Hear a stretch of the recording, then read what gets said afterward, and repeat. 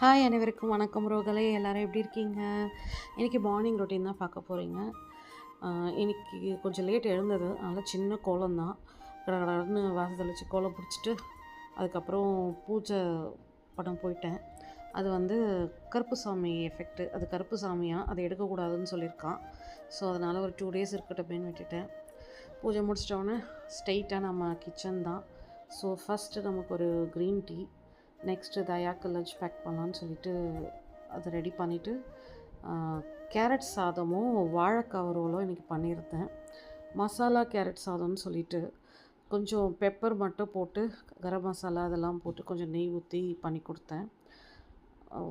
இதையே தான் ஊட்டி விட்டுருவேன். அதனால் நல்லா இருக்குன்னு சொன்னான். அதுக்கப்புறம் ஒரு வழியாக அவரை ஸ்கூலுக்கு அனுப்பிட்டு அதுக்கப்புறம் நான் ஜிம்முக்கு கிளம்பிட்டேன். ஜிம்மை முடிச்சுட்டு வந்து தான் நான் சமைக்க ஆரம்பிப்பேன். ஸோ வரும்போதே சிக்கன் வாங்கிட்டு வந்துட்டேன். அதனால் இன்றைக்கி என்ன சமையல் பார்க்கலாமா? இன்றைக்கி வந்து சிக்கன் பெப்பர் ஃப்ரை,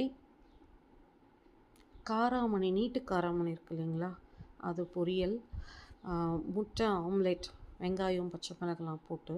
இது ஆம்லேட் சொல்ல முடியாது ஏன்னா உடஞ்சிடுச்சு. அப்புறம் வந்து வாழைத்தண்டு சாம்பார் செம்மையாக இருந்தது.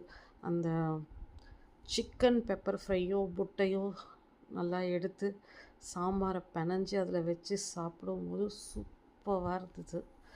வாங்க சாப்பிட்லாம். என்னோடய சேனல் பிடிச்சிருந்ததுன்னா சப்ஸ்கிரைப் பண்ணுங்கள், கமெண்ட் பண்ணுங்கள், ஷேர் பண்ணுங்கள். தேங்க்யூ ஸோ மச் ஃபார் வாட்சிங். பாய்.